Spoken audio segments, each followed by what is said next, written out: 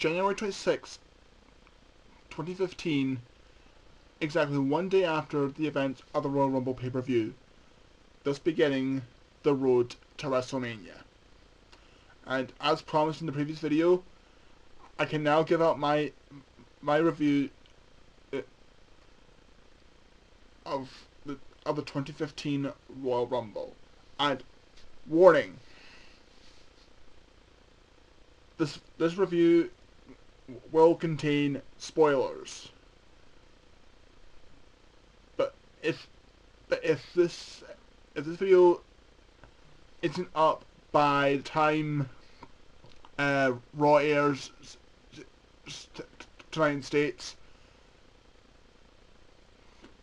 then you won't have to worry about it. But just in case if it is, if you've not seen the pay-per-view yet, pause the video, watch the Rumble, then come back. Anyway, I'm going to start this review right about now. Right, first off, the kickoff show, which I didn't watch, but for those that don't know what it was Cesaro and Tyson Kidd versus Kofi Kingston and Big E of the New Day. I'm guessing this got bumped down to a 2-on-2 tag team match players. I don't know why, but like I said, I didn't watch the kickoff show, but what I do know is that Cesaro and Tyson Kidd won the match. First match of the pay-per-view, The Ascension versus the New Age Outlaws. I will give the Outlaws some credit, as they did try their absolute hardest to get the advantage over the new upcomers from NXT, with Road Dogg trying his hardest to keep himself conscious from being in a headlock, but in the end, as I predicted, the Ascension won the match. But I doubt this will be the last time we'll see the Outlaws. The next match was the Usos versus Damien Mizdow and The Miz. And this match was for the WWE Tag Team Championship. A pretty decent tag team contest with Mizdow being Mizdow, and the Usos showing off why they're two of the best high flyers on the current roster. And before anyone says it, yes, I am pissed off that the WWE released Justin Gabriel.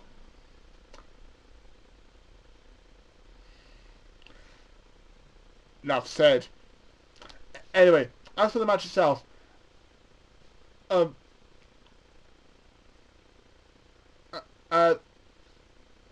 match was good, and the Usos retained their tag team titles, so that's two of my predictions that came true so far. So, yay me. And next up is the Divas tag team match. Fucking hell. Okay, seriously. Why is there so many fucking tag team matches in this pay-per-view? And really, WWE Creative, is this the best you can come up with? But anyway, Divas tag team match: Paige and Natalya versus the Bella Twins.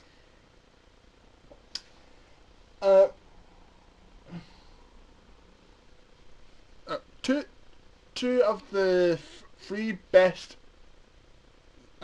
divas on the roster that have talent and can wrestle going up against the Bellas. Now you think that the ones with talent will win the match. But that would be a good idea. But no, unfortunately, despite being a match at best, and which did display Paige and Talia giving it their all, the Bella Twins ended up winning, much to my disappointment. Seriously, Nikki Bella needs to drop the Divas title soon. But yeah, Bella Twins won. Jump cut. Next up is the triple threat match for the WWE World Heavyweight Championship, and this match consists of Seth Rollins, John Cena, and Brock Lesnar.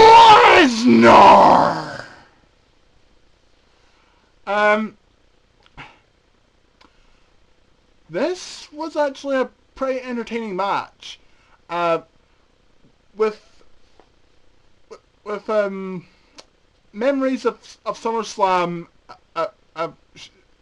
showing its colors with Brock Lesnar dealing multiple German suplexes to John Cena, as well as getting his revenge on Seth Rollins for cross-dropping him 2 times. Which, by the way,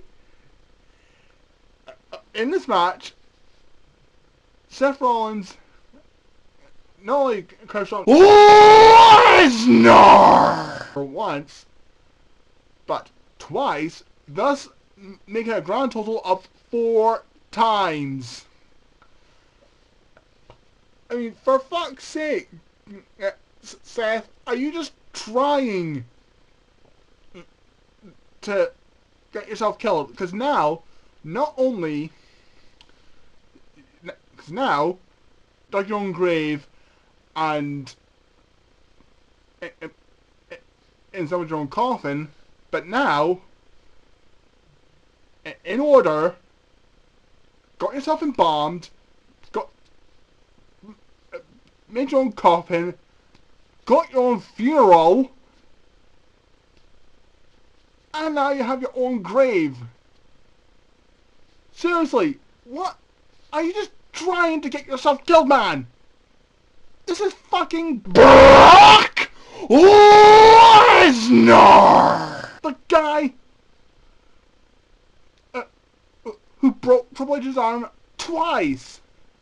The guy who suplexed John Cena 16 times at SummerSlam that last year. And this was also the guy who conquered The Undertaker's undefeated streak at WrestleMania. Stop trying to get yourself killed, Rollins! And also, for this match,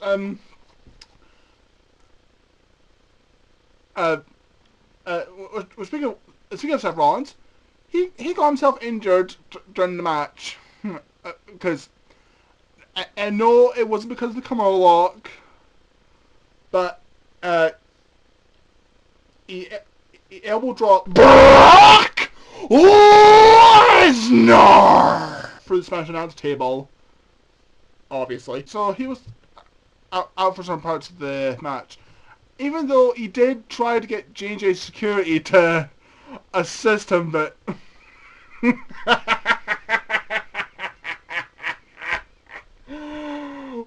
what hope did they?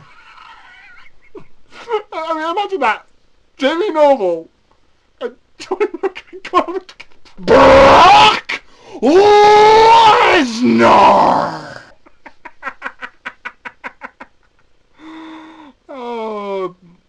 Oh, they try their best.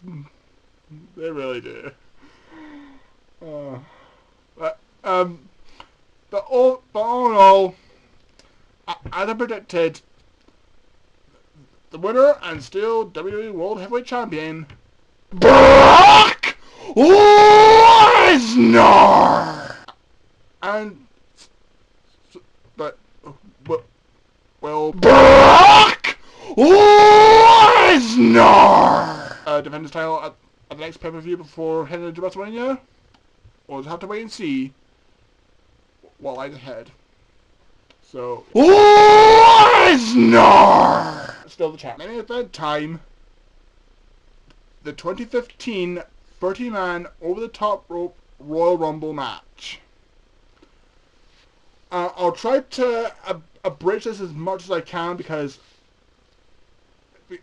trying to go over every single detail about this match would just be absolutely fucking insane. So first off, I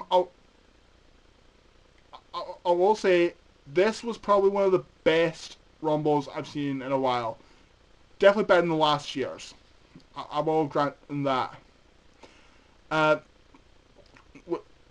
And there were some surprise entries I really did not expect.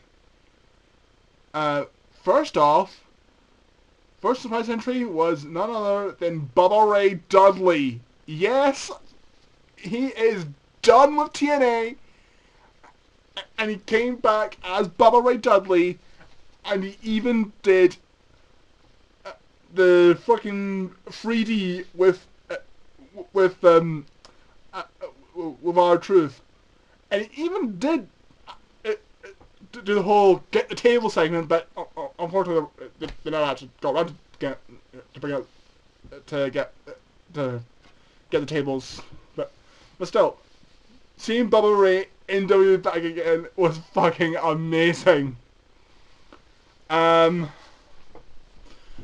Next surprise entry was the Boogeyman, which was kind of weird. See now, when he came out, it was those two people in the ring were him and Bray Wyatt.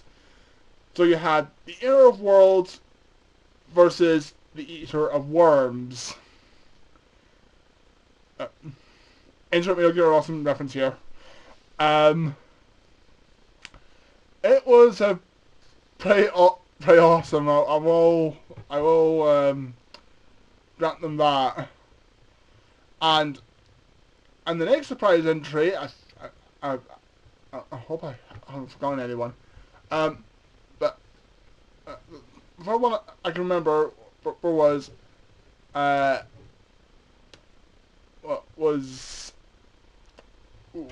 none other than the master of the Diamond Cutter, Diamond Dallas Page. Yep, the man behind DDP Yoga was in the Rumble, and he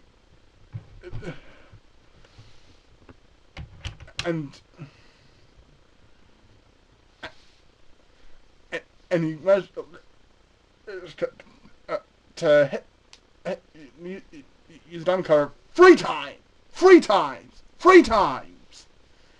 and it was just pure freaking awesome to see DDP in the ring using the move that will later inspire the RKO. But what I will tell you now, if you give me the choice between DDP and Randy Orton, I'd take DDP any day, because the guy still has it, and it was awesome to see him in the ring again, even though despite being for a short amount of time.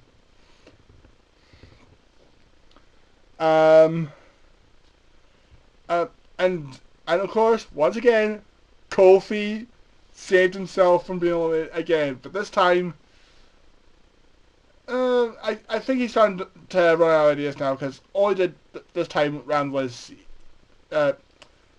he landed on top of the Rosebuds, and they carried them around so he can get back into the ring. Daniel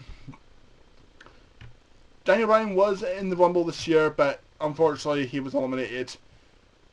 Wow.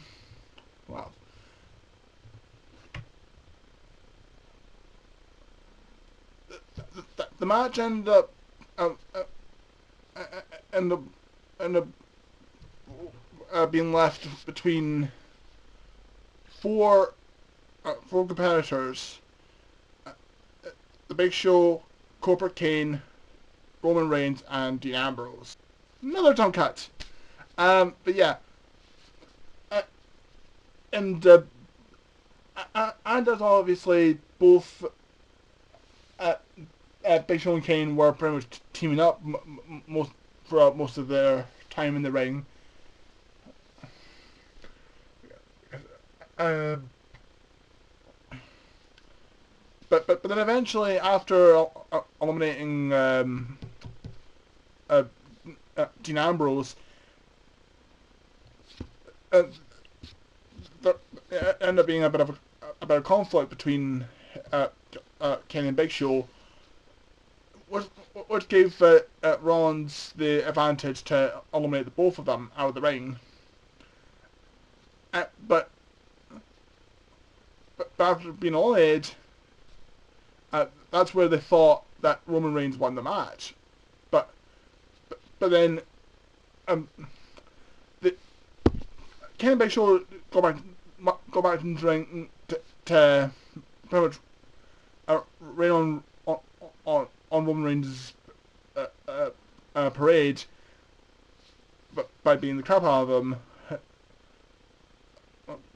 pretty much showing off the abuse of power of the Authority. I mean, seriously, honest to God, I'm gonna say this right now. Why the fuck is the Authority back in power? I mean, they couldn't have waited 1 month. They couldn't have waited a month. But no, they couldn't have figured out any better ideas, so they decided to stop the storyline. I'll bring them back. Oh my God! I hope when the full use staying, I hope they bring them back. I hope they get rid of them rather. It's like, me know what's what. This is what happens when you do something unscripted, just after watching something. But anyway, but then all of a sudden, The Rock's music plays, and he comes down the ring, and hits Kane with the spinebuster and people's elbow, and then just before Big Show could choke slam The Rock kicked him in the nuts. Roman Reigns hung with the Superman punch, and The Rock hung with the Rock bomb, and then left the ring, and then all of a sudden, Rusev, because he didn't get eliminated, so after a quick beating, Roman Reigns threw Rusev over the top rope, and which means that the winner of the 2015 Royal Rumble is Roman Reigns. And I could not be any more happier, but even though it was pretty much predictable, because seeing how much they're trying to build this guy up, but and of course the Authority were all pissy about it, being the hypocrites that they are. So does that mean that The Rock is going to have an involvement in the storyline in some way? But we'll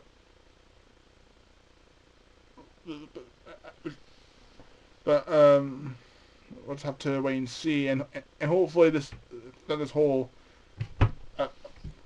thing about the fans cancelling their WWE Network membership because of it isn't true. Because I mean, seriously, people, just because Roman Reigns won the pay-per-view doesn't mean that WWE is going to suck. Because hell, I freaking love Roman Reigns. He's a good wrestler, and I know what, I congratulate him for winning the Rumble and being the #1 contender for the WWE World Heavyweight Championship at WrestleMania.